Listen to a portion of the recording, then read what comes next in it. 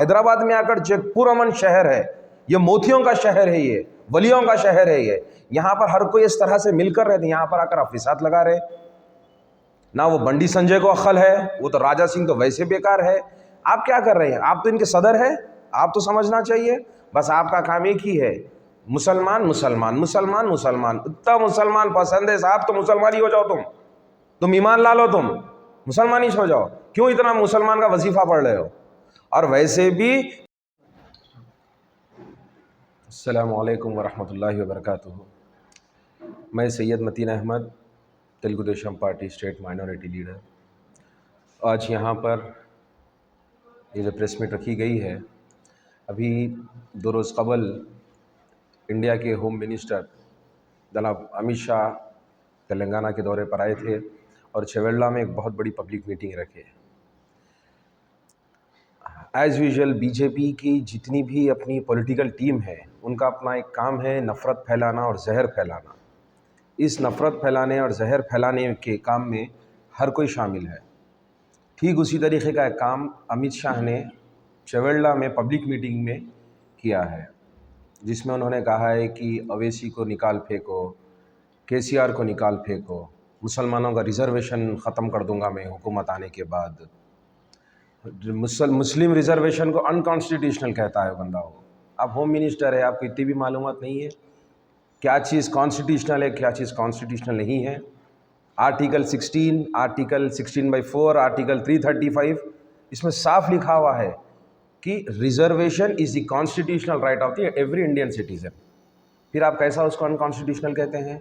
और reservation Muslims को नहीं दिया गया है। हमारे अमित शाह साहब, हमारे होम मिनिस्टर साहब, होम मिनिस्टर का काम होता है लॉ एंड ऑर्डर को संभालना, अमन पुरअमन, मुल्क को पुरअमन रखना है। आप इंडिया के प्राइम मिनिस्टर है, होम मिनिस्टर है आप, आपका काम है पूरी इंडिया में शांति रहना, नफ़रत नहीं फैलाना। आप उतना ही फिसाद फैलाते हैं, नफ़रत फैलाते हैं, आप कम्युनल राइट्स कराते हैं, आप वायलेंस कराते हैं। आप रिज़र्वेशन मुसलमान को नहीं दिया गया है। रिज़र्वेशन जो लिखा गया था, डॉक्टर बाबा साहब अम्बेडकर ने जब रिज़र्वेशन की बात की थी, उस रिज़र्वेशन में सोशली, इकोनॉमिकली और एजुकेशनली बैकवर्ड क्लास को रिज़र्वेशन दिया जाता है, जो SC, ST, BC हर किसी में होते हैं, उन लोग को दिया जाता है, जिसमें मुस्लिम्स भी है, हिंदूज़ भी है, क्रिश्चियंस भी, हर कोई है।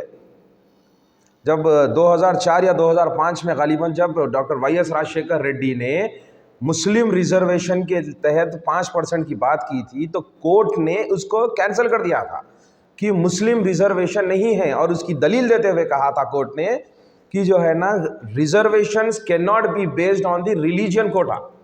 रिलीजियस के तहत, कौम के तहत, मज़हब के बुनियाद पर किसी को रिज़र्वेशन नहीं दिया जाता है। रिज़र्वेशन पसमानदा तबके को जो है ना दिया जाता है। क्यों दिया जाता है? ताकि गवर्नमेंट के तरफ से, कोई भी गवर्नमेंट हो, कोई भी गवर्नमेंट के तरफ से जितने बेनिफिट्स गवर्नमेंट देती है, उसका इस्तेफ़ायदा बराबर इकोनॉमिकली, सोशली और एजुकेशनली बैकवर्ड तबके को भी फ़ायदा पहुँचे, इसलिए रिज़र्वेशंस रखा गया है। चाहे वो एजुकेशन में रहने दो, नौकरियों में रहने दो, किसी भी तरह के स्कीम्स में रहने दो, बेडरूम्स 2 BH के घरों में रहने दो, लोन्स में रहने दो, हर चीज़ में हर किसी को इस्तेफादा होना चाहिए। अरे भाई, आप कौन ऐसा बोलने वाले?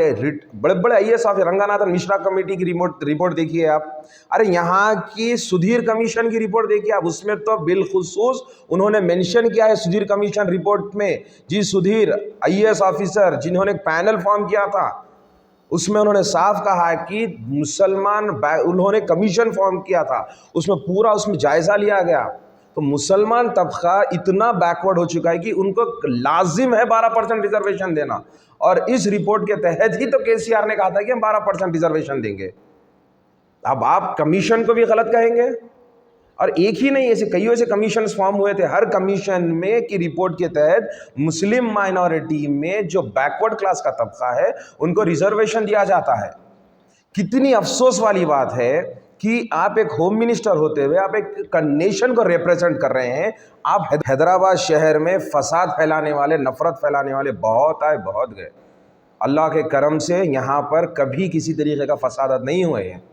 मैं तेलुगु देशम पार्टी से हूँ। चंद्रबाबू नायडू के पीरियड में एक भी कर्फ्यू बताइए आप मुझे, एक भी कम्युनल राइट्स बताइए आप मुझे। कुछ नहीं, सिर्फ डेवलपमेंट, सिर्फ डेवलपमेंट। चंद्रबाबू नायडू का एक ही मिशन रहता था कि development of the state, as simple as that. चाहे वो एयरपोर्ट्स का रहने दो, चाहे वो हाईटेक सिटी का रहने दो, आईटी सेक्टर रहने दो, पसमानदा तबका रहने दो, करप्शन को बिल्कुल डेड कर दिया था आपने। हर चीज़, वक्फ बोर्ड को फॉर्म किया था आपने, हज कमेटी फॉर्म हुई थी, माइनॉरिटी फाइनेंस कॉर्पोरेशन फॉर्म हुआ, सारी चीज़ें। अब आपका काम क्या है? इस चीज़ को सपोर्ट करना छोड़ के यहाँ क्या फसाद लगा रहे हैं आप। केसीआर साहब, ये सब आपकी गलती है, आपका काम था केसीआर साहब। अभी भी मौका है, आप अपने आप की जो है ना दलील दीजिए आपकी, आप सेक्युलर है बोलकर।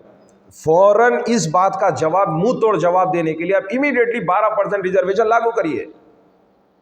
रिजर्वेशन रिलीजियस के बुनियाद पर नहीं होता है।